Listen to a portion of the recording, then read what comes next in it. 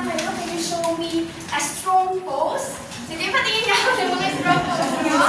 Ayan. So, ayan, nakikita ko na okay kayo at sa maayos sa kalagayan niyo. So, before we start our class for today, we need to start our day in opening prayer. And can someone volunteer to lead us in opening prayer? Okay, Nick. Thank you, Nick, for leading us in our prayer. Sige, let's stand up, everyone. Feel the presence of the Lord. Start our prayer. Lord, thank you for the day with us. And thank you for this day. And also, please guide our teachers, guide our classmates that we can really share. Okay. Sige, pwede na tayo makupo. Ayan. So, before everything else, I am Teacher Apteya, and you can call me Teacher Teya. And one thing about me is I love playing badminton. So, sino dito yung mahilig pa maglaro ng badminton din? Ayan. So, ayan. I hope, no, sa mga susunod, kapag may time si Teacher, no, we can also play badminton. And now, I have a question to all of you. What sport do you know? Ano ba yung mga sport na alam ninyo, paborito niyong gawin? Sige, Mick. Basketball. Basketball. Althea? Volleyball. Volleyball. Nilalaro mo ba to? Po? Naglalaro ka ng volleyball? Hindi po may crush ng pala. Ay, naman! Kaya pala, nakilala niyo ang volleyball dahil sa crush. Okay. Dayan? Tennis. Tennis? Naglalaro ko ba ng tennis? Okay. So, anyone else? Okay. Athletics. Athletics. Athletics. Next? Meron pa ba? Camille? Swimming. Swimming? Nag-swimming ka ba, Camille? Pwede na. Pwede na. So, baka nag-try siya, no? Meron pa ba? Abigail? Ping-pong. Ping-pong. Okay, thank you for sharing the sport na alam ninyo. And ngayon, napansin ko, no, na wala nakapagbanggit sa inyo ng sport na aaralin natin today. It is very interesting dahil meron kayong makikilalang bagong sport, meron kayong sport na bagong nalaruin. So, excited na ba kayo? Yes! So now, meron na kayong papanood sa inyo. And I want you to observe 3 things about this video, no? And after that, ay meron mag-share sa inyo kung ano yung 3 bagay na napansin ninyo sa video na panonood natin. Handa na ba kayo? Yes. Okay. Sige, let's start.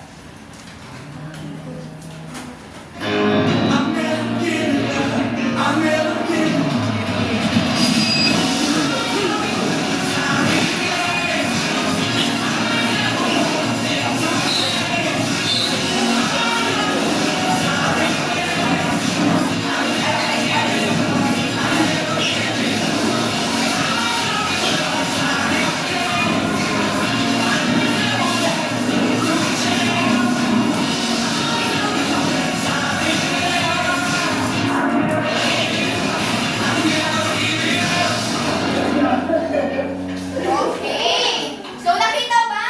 Nakita mo yung malinaw? May panangapansin na ba tayo na 3 bagay dito sa pinanood natin?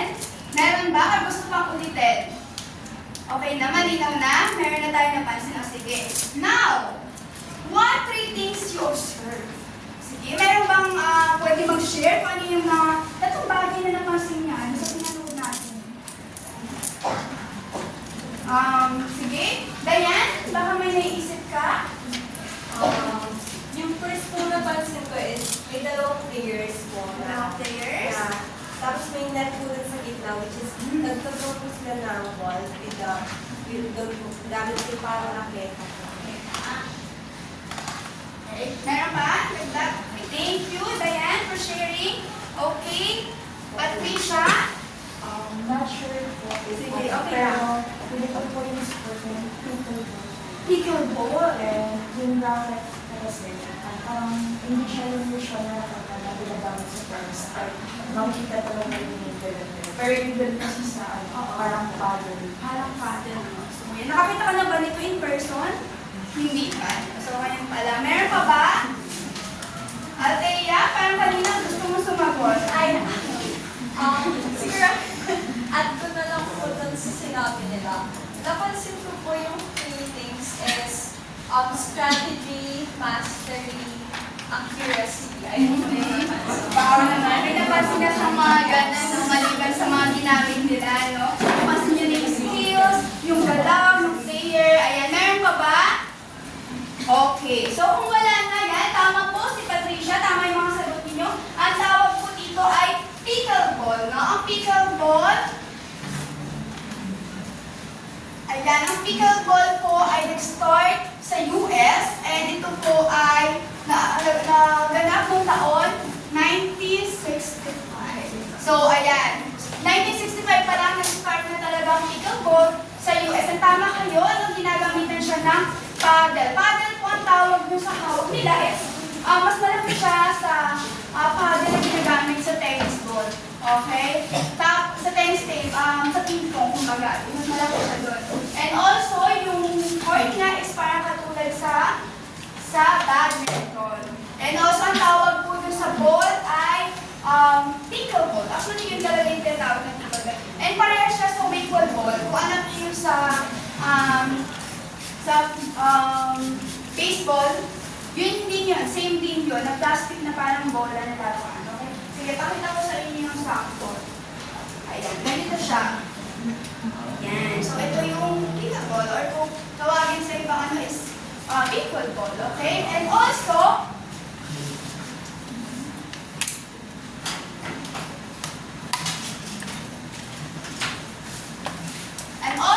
ayan, share ko sa inyo na ang tatlong tao na nag-start ng pickleball ay sila Joel Pritchard at sila Bill Bell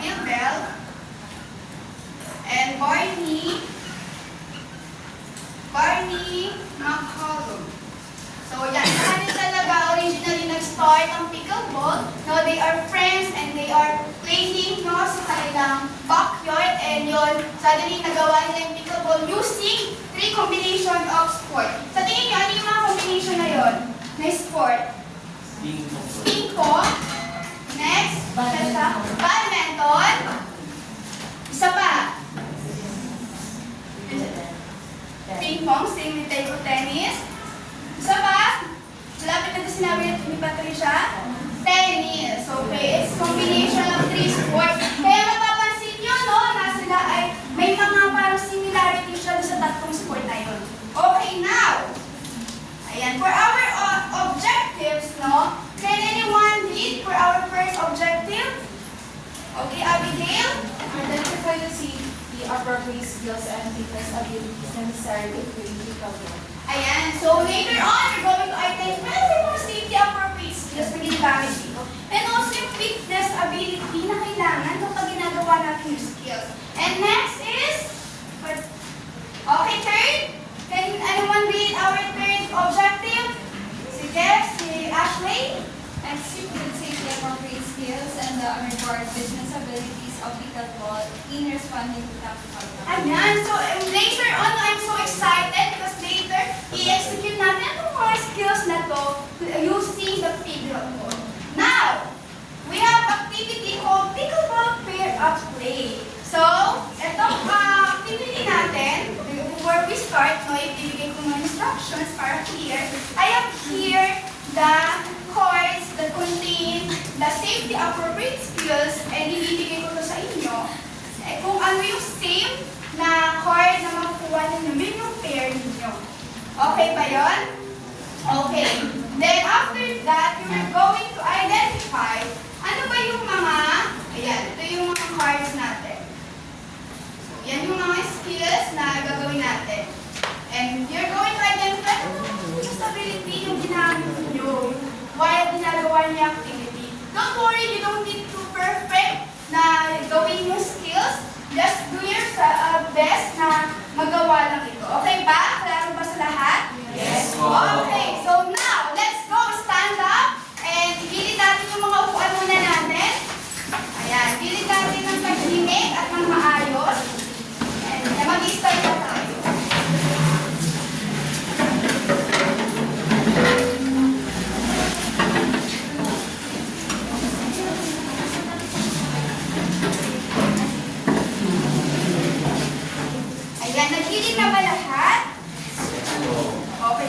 Ibigay ko na yung card sa inyo.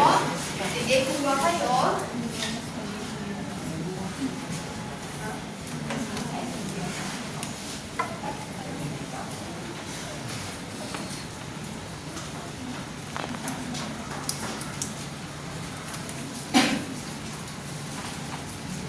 Okay, sige, pati mo na.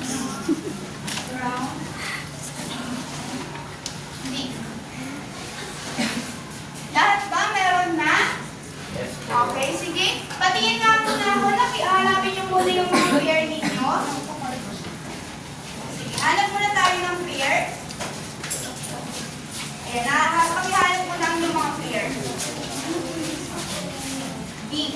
Sige, later ha. Later here.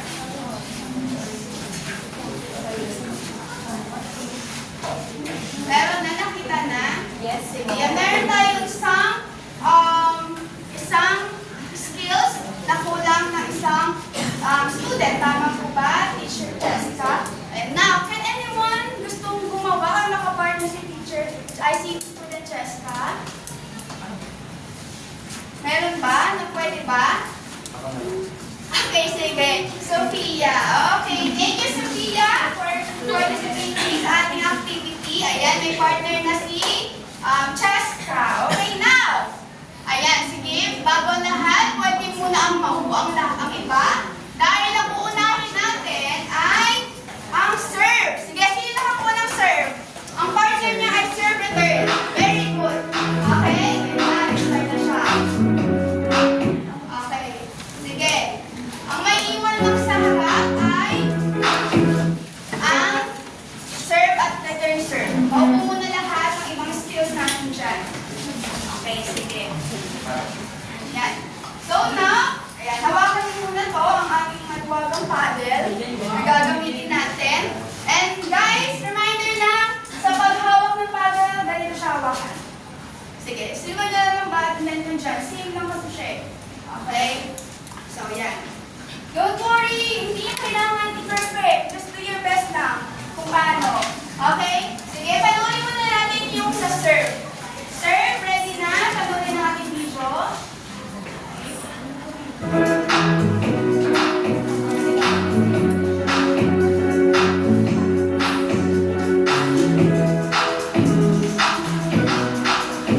Okay, nagets na ba or isa pa? Okay na, okay. Okay, sige, next, ating return serve. Ayan.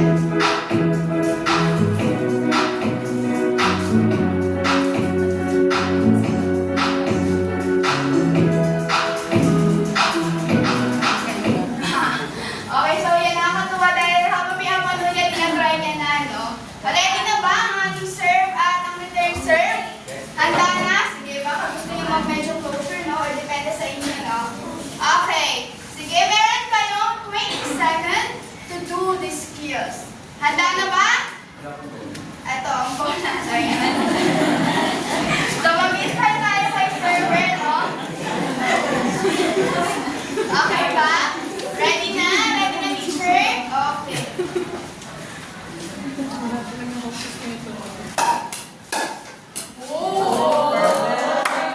Okay, thank you, Vic and Abigail for trying. Okay, our next is ang round roll. Okay, round roll.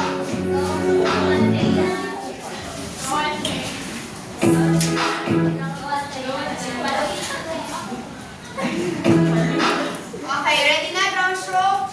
Panoorin natin muna.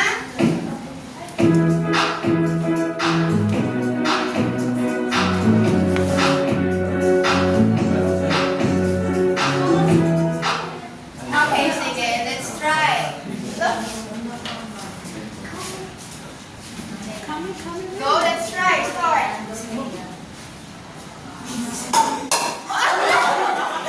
Okay, that's fine. Okay, thank you, Andela. Okay, thank you for trying your best. Ayan.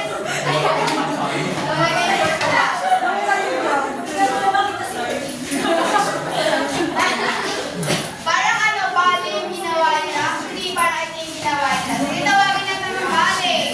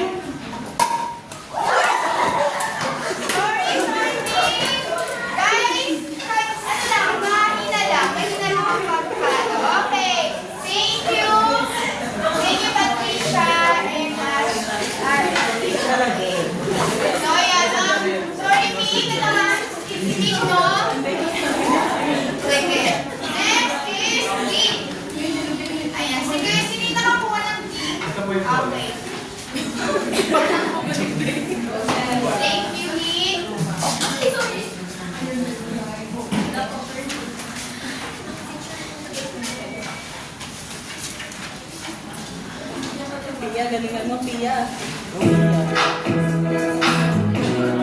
Number is moon. Ayan. So, shots lang siya. Okay. Sige, let's start. Bola po.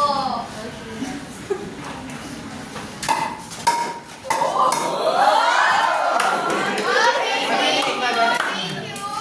Ayan. Sige, pwede na natin ibalik ang ating mga upuan. Dapat dito kalagyan. Ayan. Thank you for participating sa ating activity. I hope na nag-enjoy ang lahat kapag ginagawa ko.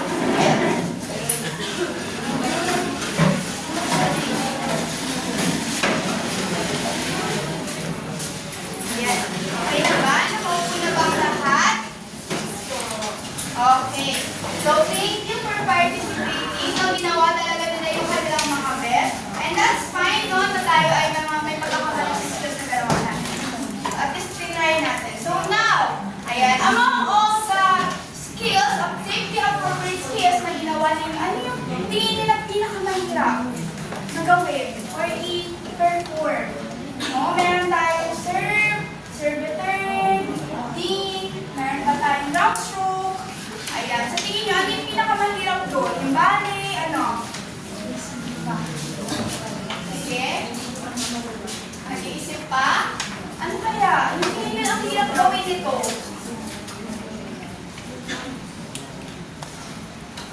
Sige, magtatawag ako. Ang Camille, ano ba yung para sa'yo? Ano yung pinakamahirap? The skills? Bal.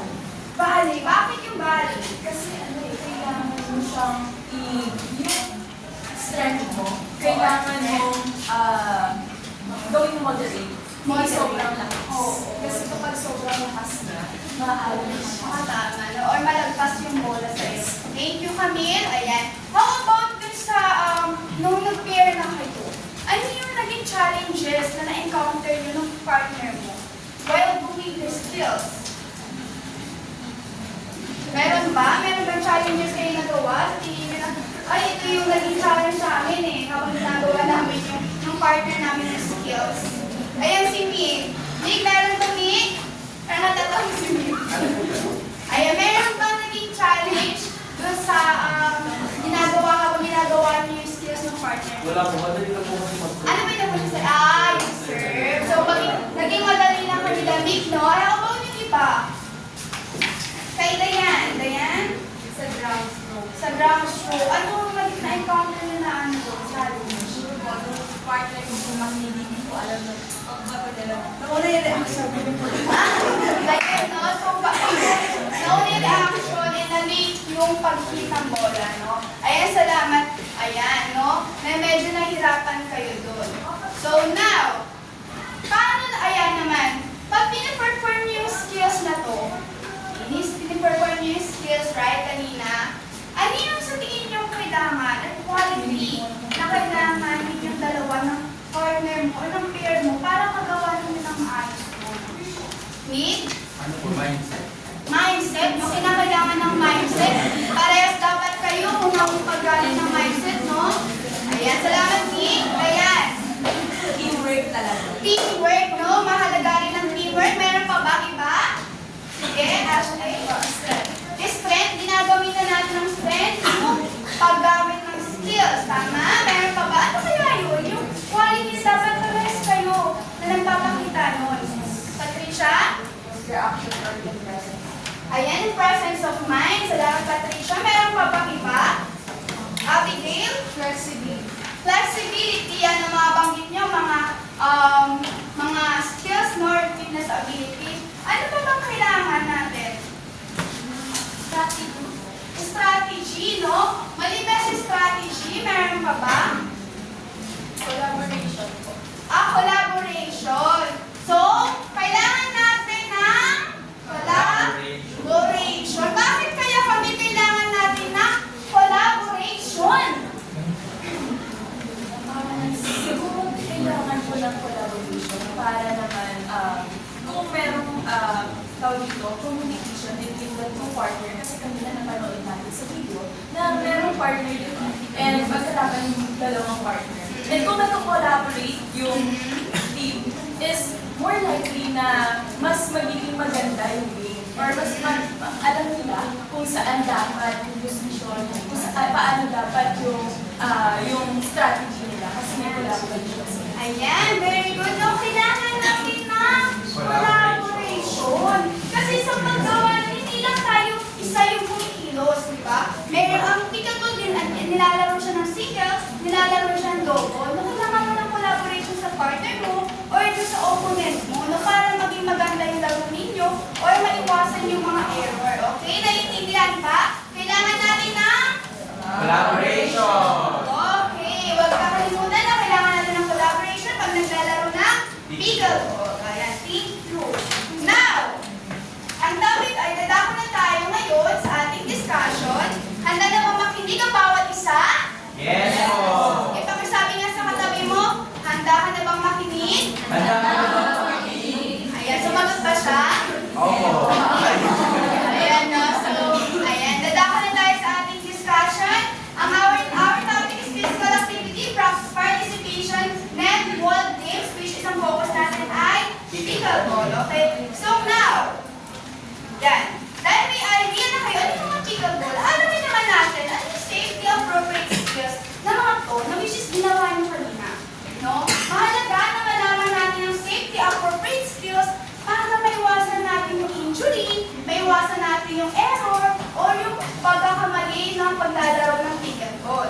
Kaya dapat marunong tayong sumunod sa mga skills na meron si pickleball. Okay, first is ang serve, which is ginawa ng ating classmate, no? Sa serve ay ang pinakamahalaga at pinaka-basic daw na skills sa pickleball. Also, ang serving, ito yung ginagamit for start the rally or the game, no? Hindi mag-start ang game kung walang serve muna. And also, ginagamitan to ng underhand serving motion. Ibig sabihin, ito ang underhand.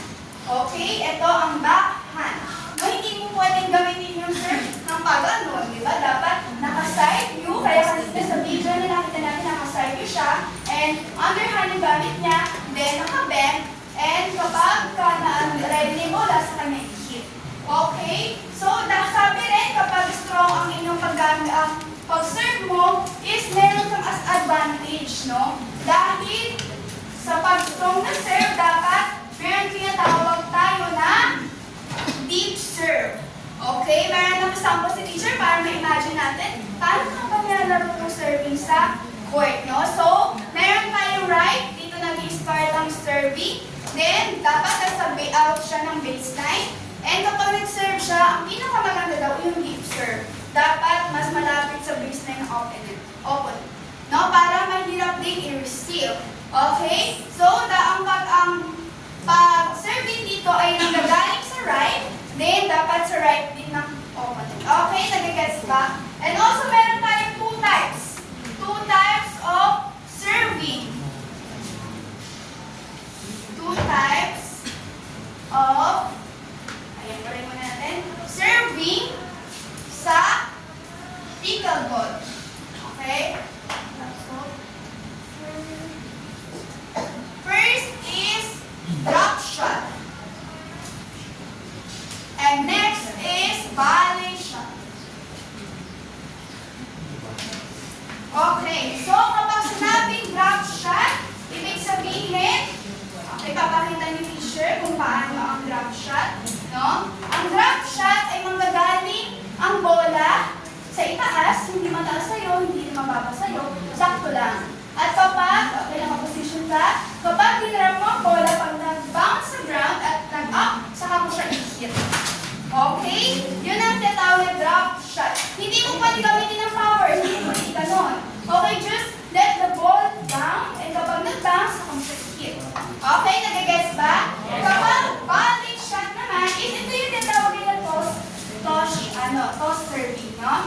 Ibig sabihin, from here, the ball, you're going to toss, okay? Hindi siya pwedeng mag-hit sa ground kapag nag-toss, pag nag-down siya ng konti, at malapit na sa dali, saka mo siya i-hit. Nag-gets ba? Hindi siya pwedeng mag-hit sa ground, ganun lang. Tapos, bukas pa rin may baka may matamaan, no? Ganyan. Okay, so klase natin ang nakasakit na ba. Okay? Naiintindihan ba? Yes po. Next, ang serve return. Ayan, may gumagaling kanina ng serve return sa atin, no? Ang serve return, meron tayong sinusunod dito. Okay? Yung tinatawag na double bounce rules. Sa double bounce rules, o tinatawag din na two bounce rules, ibig sabihin, kapag ni-receive mo yung bola, hindi mo pwede hit agad. Kunwari, nag-serve si kalaban. Tapos nasa air pa yung bola, hit mo agad. Hindi pwede yun. Ibig sabihin, kapag nag-serve yung kalaban, kailangan magbabounce muna, saka mo siya i-hit. Nag-gets? Yes po. Yan. So, kailangan bounce muna, bago i-hit. So, also, the goal of this receiver is the deep serve din. Kailangan, ibalik din niya yung bola in deep serve. Ibig sabihin, mas malapit sa baseline. No?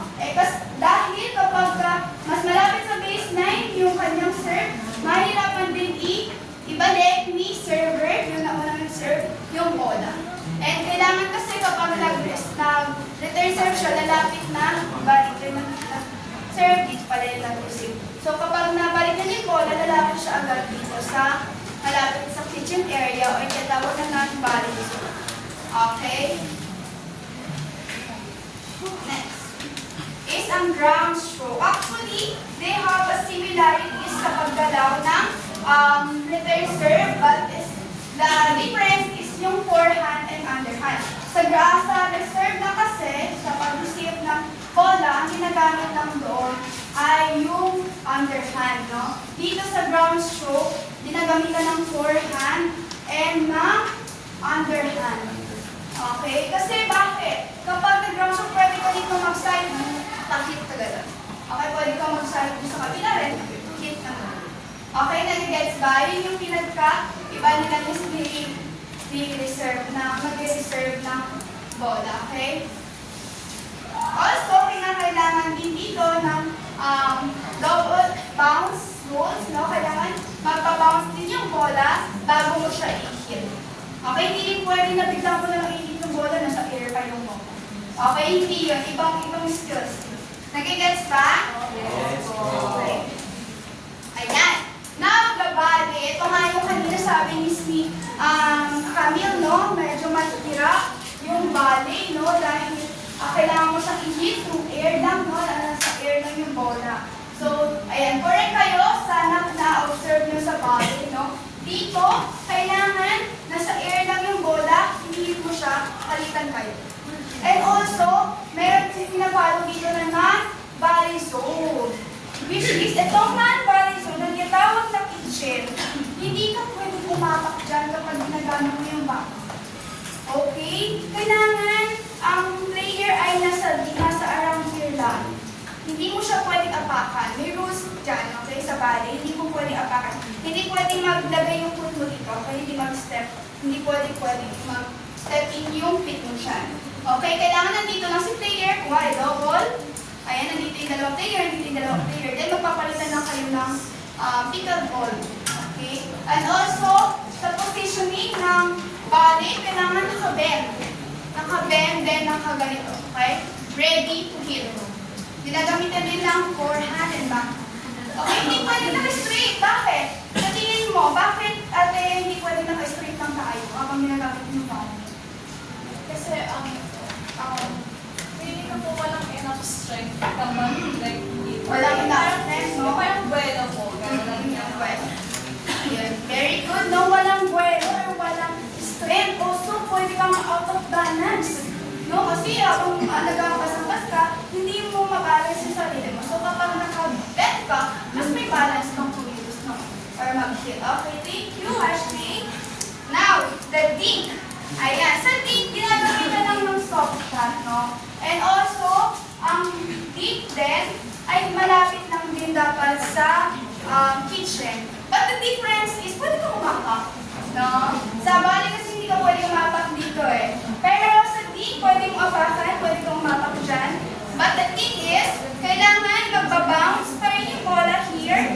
Then sa kanya, ipapaluin ng kalaban. then bounce here, then ganun lang. Palitan lang sila. Okay? Yes. Bakit po siya kitchen? Ibig sabihin kitchen, kasi siya yung parang nasa center no court. No, sa kitchen, ito yung places kung saan may mga rules. Okay? Katulad na lang sa bali, hindi siya pwede apakan. Pagdating naman sa TV, pwede naman siyang apakan.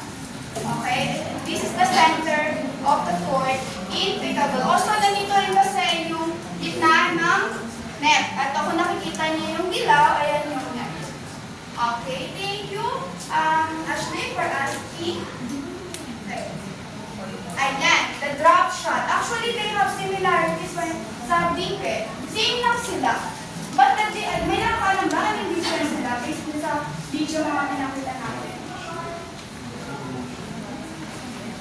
Okay, sige, teacher, no? Ayan, pagdating naman sa drop shot, so paling yung paghampas. But the thing is, etong maghahampas ng drop shot, medyo malayo sa kitchen area. So, kunwari, nandito siya. Nandito yung pumalo. Ngayon, ang bola pupuntahan yung dito lang.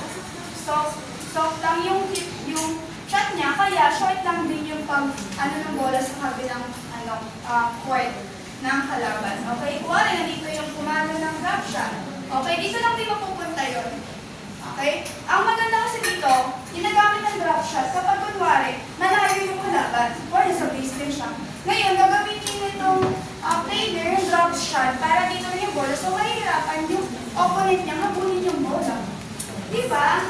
So, may kailangan gagamitan mo siya ng mindset. Kung paano gagamitin yung skills. Nakikita mo malayo yung player. So, papalapitin mo lang yung bola around sa kitchen. Sige, Pete? Paano ba nakakastos sa dito? Ayan. So, sa pickleball naman, difference po. Thank you for asking, no? Sa pickleball, di ba usually, dalawang score lang sa mga sport. Pero, sa pickleball, meron tayong 3 digit, okay? Kunwari, 3, 2, 1. Tapos, yung 3, tatlong digit to pag nag-scoring sa pickleball. Halimbawa lang ito kunwari 3, yung nag-serve. Yung pinakaunang nag-serve sa play. Tapos, ito is yung opposing. Opposing means yung nag-return na serve, yung other players. But, sa tingin nyo, ano to? Yung isa pa dito. May idea ba? Okay, thank you for thinking, no? Ito is yung kung anong, kuwari, double to halimbawa, ang sample teachers, double, yung double yung naglalaro, ibig sabihin apat sila sa court. Ibig sabihin, itong number 1 is yung first player na nag-serve dito kay sa server team. Nagigets? Nagigets po ba? Medyo nalilito? Ito kunwari yung serving team, ito yung opposing team. Ngayon, ang nag-serve dito yung first server. It means, yun yung 1, yung first server. Kapag ka naman, second server yung nag-serve now dito sa serving team, papalitan mo siya ng 2. It's either 1 and 2 lang, kasi yung player yung tinutukoy dyan. Oo, hindi siya score. Yung player yung tinutukoy dito. Kung sino yung nag-serve dito sa team na dito. Okay, nag-gets ba? Naunawaan mo ba? Ganun din kapag single. Pag single naman, kunwari, ito yung unang mag-serve, ito yung opposing pa rin. Kunwari, ito yung mag-serve, so number 1. Kapag ito naman yung mag-serve, ito number 2. Nag-gets po ba? Okay, klaro po ba? Thank you for asking me, no? Ayan. So now, malinaw na po ba ang mga skills? Yes. Ginamit natin. Interesting, right? So, yun. Okay, now, natapos na tayo sa fitness ability required. No, ang fitness ability required, yung ginagamit mismo kapag ginagawa mo yung skills. Diba? Tama, sabi nila ni Althea kanina, kailangan ng strength. No? Kailangan ng strength pag ginagawa yung skills na to. So, ito yung mga fitness ability na kailangan sa fitness. Okay? First is, agility, no? Ito yung pagkakaroon ng mabilis na pagkilos, no? Or fast reaction. Kunwari, ginagamit yung body. No, kailangan mabilis ka rin mag-react. Kailangan